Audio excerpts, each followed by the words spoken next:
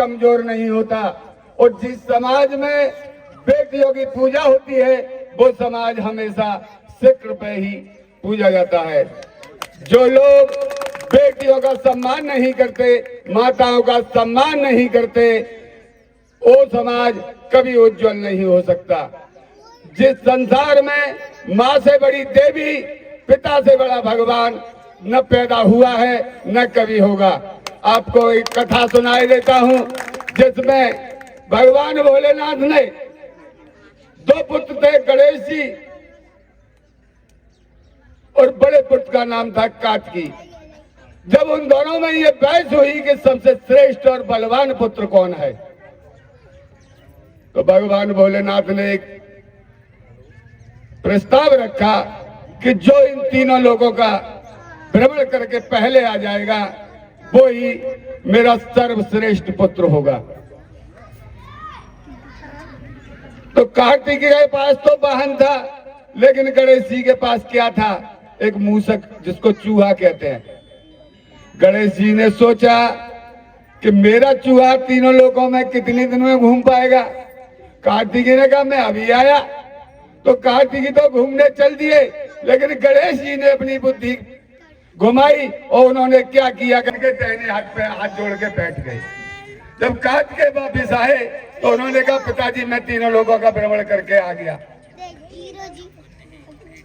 तो कार्तिकी के दिमाग में ये बात थी कि मैं ही सबसे श्रेष्ठ पुत्र हूँगा। तो भगवान भोलेनाथ बोले कि नहीं कार्तिकी तू नहीं, मेरा गणेश सर्वश्रेष्ठ सबसे बड़ा विद्वान और पुत्र है।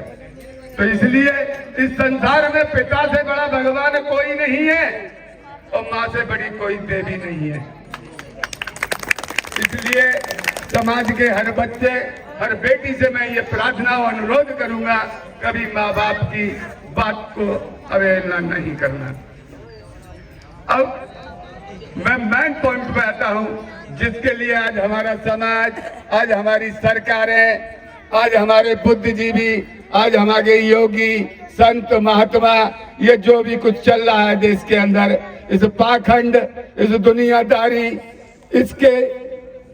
इसके लिए मैं आज सबको तुमको अवगत कराता हूँ। और मैंने ये पहले कह दिया है, जब मैं माइक पे बोलता हूँ, अपनी बात रखता हूँ, तो ये मेरा खुला चैलेंज रखते रहता है कि जिसको भी कोई शंका हो वो अपनी बात मेरे से आगे कह सकता है, मैं उसे जवाब दूंगा।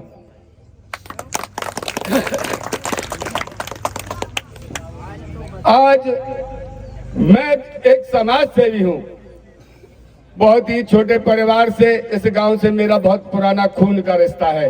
इस गांव में मेरे बाबा की ससुराल थी। जो हमारे कालीचरण मां साहब जी थे वो हमारे चाचा थे। इस गांव के बुजुर्ग नौजवान हमारे परिवार के बारे में बहुत अच्छी तरह जानते हैं। हम लोग आज भी अन्याय के खिलाफ लड़ते आए हैं और लड़ते रहेंगे। ये हमारे वंश की बखूबी है। भारतीय कश्यप सेना संगठन एटा के अंदर आया था तो ये इसलिए आया था कि झकरी के अंदर हमारी एक बेटी के साथ अन्याय हो गया था। उससे पहले भारतीय कश्यप सेना संगठन को एटा के अंदर कोई नहीं जानता था। जब हमने लखनऊ तक, डीएम, डीआईजी तक पूरी ताकत झोंक दी, जब उस बेटी को न्याय नहीं मिला, तब एटा में खड़े होकर के मैंने ये ऐलान कर दिया था कि मैं इस बेटी को न्याय दिला के रहूंगा। जब तक सांस नहीं लेंगे, जब तक उस दरिंदे को हम जेल के पीछे, सलाखों के पीछे नहीं भेज देंगे। आज वो दिन है कि वो दरिंदा जेल के अंदर पड़ा हुआ है। यहाँ का प्रशासन हमारे पीछे ऐसे साए की तरह भागता था। योगी सरकार 2 महीने तक ये मुंह की तरफ ताकती थी कि इसमें कुछ नहीं होगा, कुछ नहीं होगा। हमारे समाज के वरिष्ठ नेता ये कहते थे दादा पुलिस पीट के तुमको बंद कर देगी। मैं जिस समाज में हमारी बेटियों की इज्जत न हो, हमारे सामने हमारे माँ बेइज्जत की जाती हो, तो मैंने ये कह दिया था कि ऐसी जीवन जीने के लिए हम कभी तैयार नहीं है। और आज इसी को लेकर मैं यहाँ कमसान में दूसरी बार आया हूँ।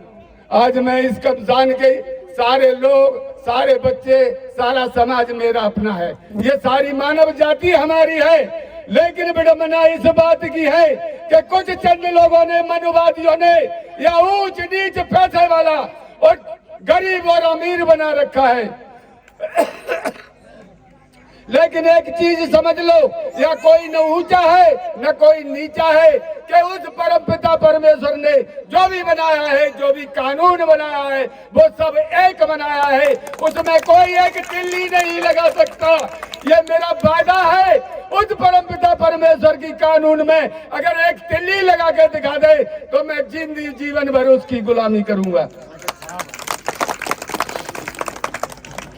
इसीलिए आज के बाद कोई भी बेटी, कोई भी माँ अपने को असहाय न समझे। और ये मैं वादा करके जाता हूँ, किसी भी बेटी के साथ अन्याय होता है, किसी भी माँ के साथ अन्याय होता है, किसी गरीब के साथ अन्याय होता है, वो भारतीय कश्यप सेना राष्ट्रीय अध्यक्ष खालसा जी के फोन करिए, किसी छोटे से कार्यकर्ता को फोन करिए, चाहे सरकार हो चाहे प्रशासन हो, उसके लिए हम खड़े हैं तैयार, उसको न्याय हम दिलाएंगे। ये मेरा तुम सबसे वादा है। इसी के साथ में आगे क्या हो रहा है, आज सरकारें क्या कर रही हैं? सरकार कह रही है, आप लोगों ने सोच रखा है राशन बांट दिया तो मोदी जी अच्छा कर रहे हैं। नहीं कर रहे ना। आज गरीबों के बेटे ड्राइवरी करते हैं, तुमने देखा होगा आज हड़ताल होने जा रही है। इन नेताओं ने कितनी कुर्बानी की है। मैं सरकार को भी यहीं से आज चैलेंज करके जाने वाला हूं। आज ये 2024 का पहला दिन है। ये पहला दिन वो दिन होगा कि दिल्ली तक भारतीय कश्यप सेना की दहाड़ की आवाज दिल्ली तक जाएगी, मोदी अमित शाह के कानों तक जाएगी, योगी जी महाराज के कानों तक जाएगी कि अब देश में कुछ नया होने वाला है। गरीबों के बच्चे बिना पढ़े लिखे होने के नाते ड्राइवरी करते हैं। आज उनके लिए उन्होंने कानून पास कर दिया कि 10 साल की सजा होगी, 7 लाख जुर्माना होगा।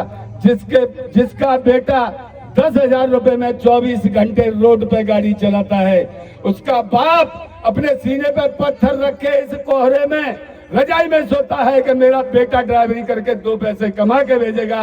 और ये नेता हराम की कमाई खा खा करके नंगे थे, फुटपाथ पर रहते थे, खो खो पर बैठते थे, आज एमएलए बन के खरबपति बने हुए बैठे हैं। आज एडी वाले जब इनके पैसे पे छापा मारते हैं तो कहते हैं ये सब अन्याय हो रहा है।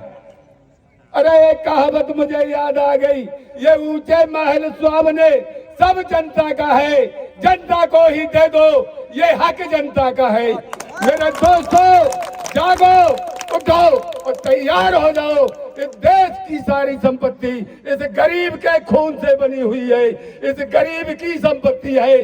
अगर आप सबने खालसा जैसे योद्धा का साथ दिया तो एक दिन वो आएगा कि हर गरीब यहाँ का पैसे वाला होगा, कोई देश के अंदर गरीब नहीं रहेगा। और इस सरकार को भी मैं ये चैलेंज करता हूँ, ये कहते हैं गरीबी नहीं हटेगी, मैं दावा करता हूँ कि 6 महीने के अंदर इस देश की गरीबी छूमंतर हो जाएगी। ये लोग कहते हैं गौ रक्षा करेंगे, गौ रक्षा करेंगे, इनके बाप भी गौ रक्षा नहीं करते, ये तो राक्षस है। अब मैं चैलेंज करता हूँ यहाँ से कि गौ रक्षा 6 महीने के अंदर करके न दिखाऊं तो ये सरकार दिल्ली में मुझे खोद के गाड़ दे। इसी के साथ आज के प्रशासन, आज के हुक्मरानों को देखा है, आपने देखा होगा। मैं तुम्हारे मतलब की बात पे भी आता हूँ। अभी आपने देखा है कि बिजली का बिल 100% माफ हो रहा है। क्या 100% माफ हो रहा है? एक बात के कनेक्शन का 10 साल अगर किसी ने बिल जमा नहीं किया तो एक बात के कनेक्शन का बिल कितना आता होगा? 200 रुपए, 250 रुपए। लेकिन उस पर 1,90,000 रुपए बना दिया जाता है। जब वो बिल के लिए जाता है कि मेरा बिल देख लीजिए साहब, 100% सरकार ने माफी की है, तो वो कहते हैं 1,14,000 में फैसला होगा। अरे भाई कौन से तरीके से होगा? कौन से तरीके से 100% माफ हो गया? अरे उसमें 300 रुपए महीने का लगा लो, 400 रुपए महीने का लगा लो, 12 साल का कितना हो गया? 50,000 रुपए। क्यों नहीं करते 50,000 रुपए? इसलिए इन सरकारों के खिलाफ आप सब आवाज करो। फ्री का राशन खाना छोड़ दो, ये फ्री के राशन इनके बाप का राशन है। मोदी जी कहते हैं राशन बांटते हैं। अरे कितने कमा के लाते हैं ये? कौन किसको बांटते हैं? जनता का पैसा जनता में लुटाते हैं और डकैती डालते हैं। 1 रुपया जनता को देते हैं और 99 पैसे खुद खा जाते हैं। इसलिए किसी भी, चाहे समाज का हो चाहे जाति का हो, कोई भी नेता आता है सीधे उसके मुंह पे बोलो तो क्यों भाई तू क्या करेगा। आज हमारे क्षेत्र के विधायक है, आपने देखा होगा, सुना भी होगा, किसी के साथ अन्याय होता है, जो दबंग होता है, जिसके पास पैसा होता है, वो फोन करता है दरोगा जी इस मुकदमे को मत लिखना।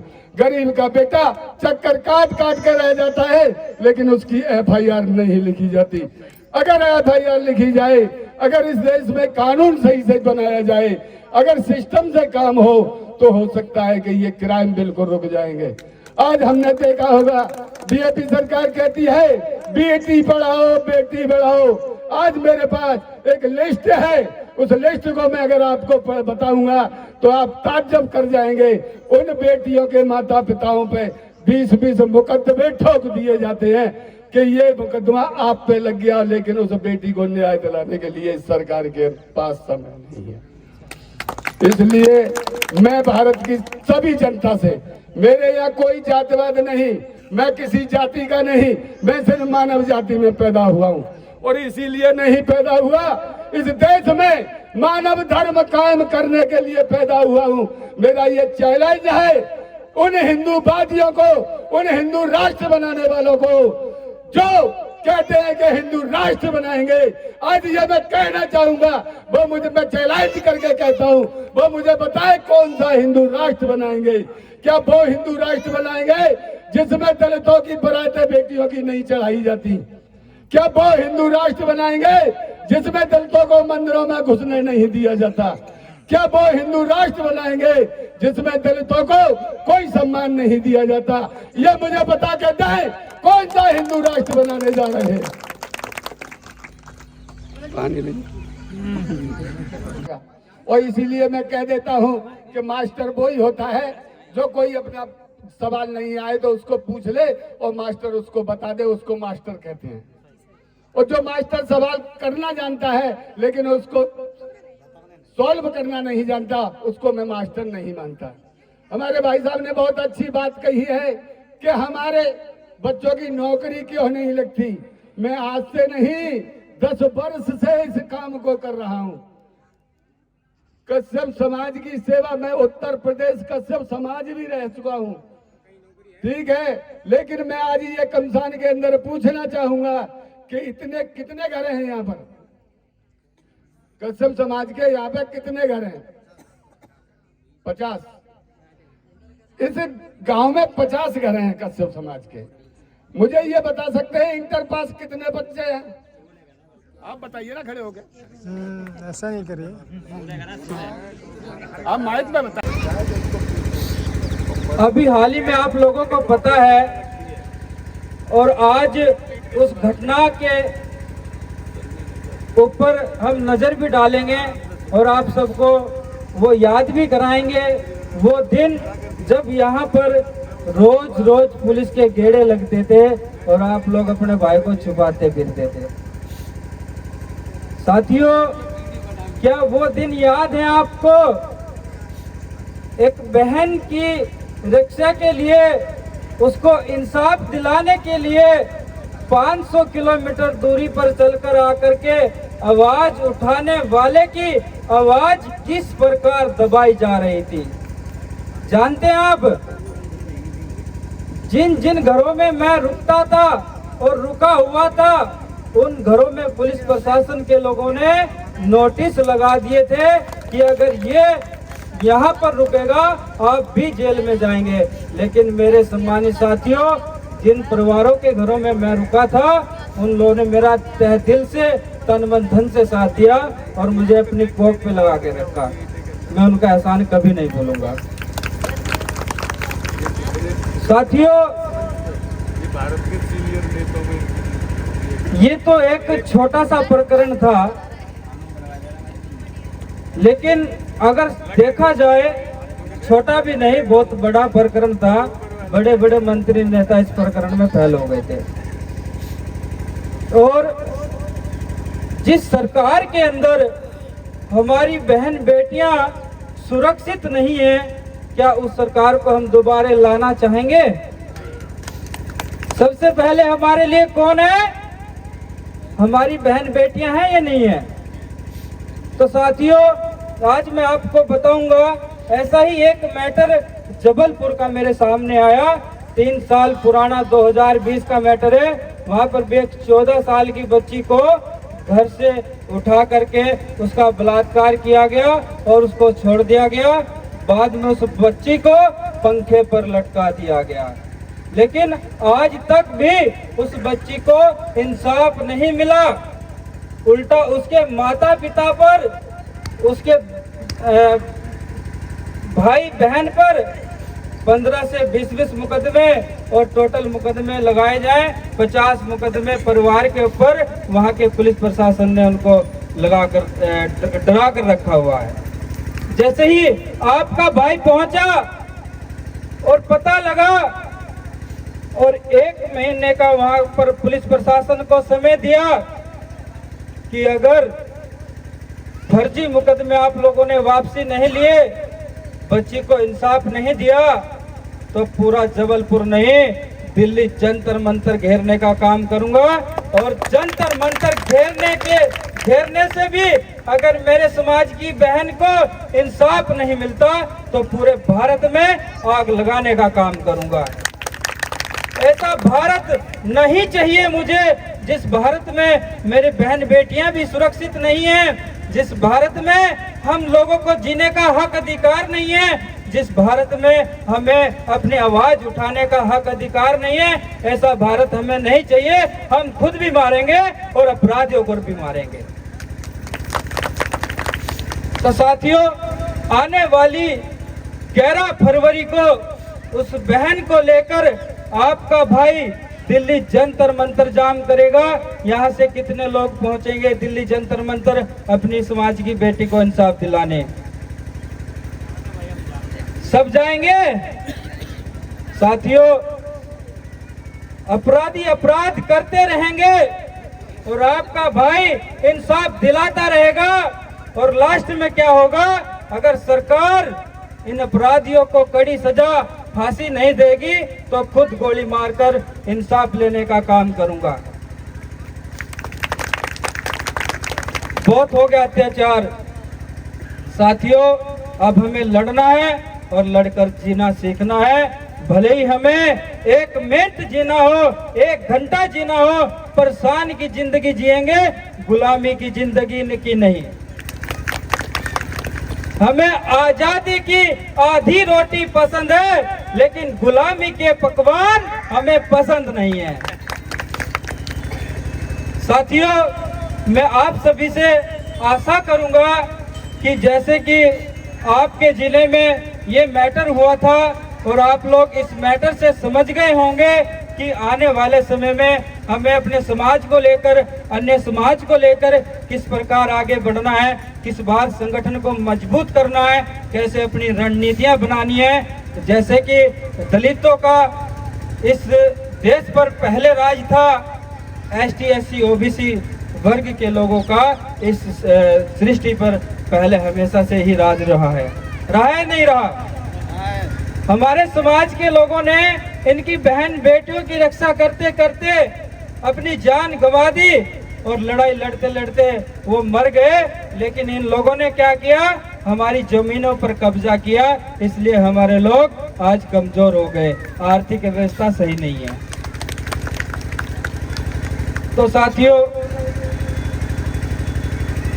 मैं तो यही कहना चाहूंगा आप लोगों से कि भारतीय कश्यप सेना बना ही गई है इसलिए कि किसी पर अत्याचार हो, पूरे भारत के अंदर वहां जाकर पीड़ित परिवार को इंसाफ दिलाए और अपराधियों को जेल में भिजवाने का काम करे। और मैं अपने युवा साथियों से आशा करूंगा, कार्यकर्ताओं से आशा करूंगा कि ये कांधे से कांधा मिला करके मेरे साथ में चलें और अपनी बहन बेटियों को सुरक्षित रखें, पढ़ाई लिखाएं और मुकाम तक पहुंचाएं। हमारे समाज में भी IPS IAS PCS होने चाहिए, ताकि हमें पता होगा अगर इस जिले के अंदर हमारा कप्तान होता, IPS होता, DM होता, तो हम सीना ठोक करके जा सकते थे कि जिले पे हमारा भाई बैठा है। क्या अभी हम जा सकते हैं? अगर यहाँ पर हमारे ही समाज का कोई कप्तान होता, DM होता, क्या वो मुझे प्रताड़ित करता, आप लोगों को प्रताड़ित करता? क्या मुझे नजरबंद करता? एटा की पुलिस ने इतना पैसा खर्च उन अपराधियों को ढूंढने में नहीं किया जितना मुझे नजरबंद करने में और मेरी सुरक्षा करने में किया कि नहीं किया? और साथियों, मुझे सबसे बड़ा दुख इस बात का है कि जिस परिवार की हमने मदद की है उसने एक बारी भी हमें फोन करके नहीं पूछा, एक बारी भी संगठन का उन लोगों ने धन्यवाद नहीं किया। आज जो काम, जो प्रोग्राम आप लोगों ने रखा है, ये उन लोगों का फर्ज बनता था।